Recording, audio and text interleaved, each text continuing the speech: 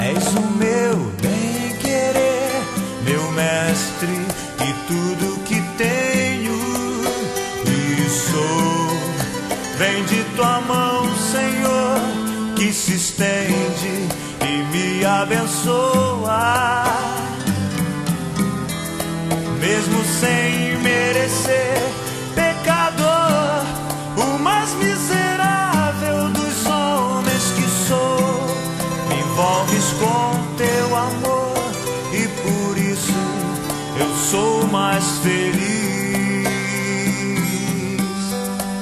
Se a vida quer me tirar de ti, me afastar, me destruir, eu clamo a ti, Jesus, e tu me dás a tua vitória,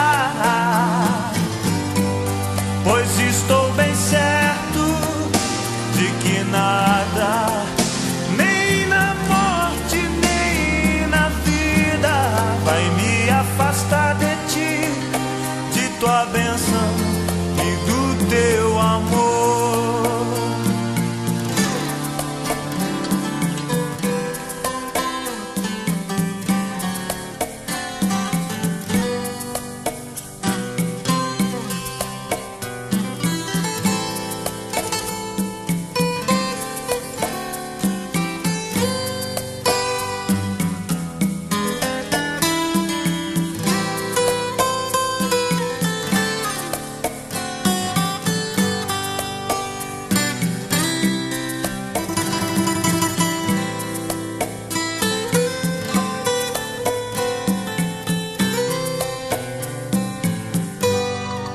És o meu bem.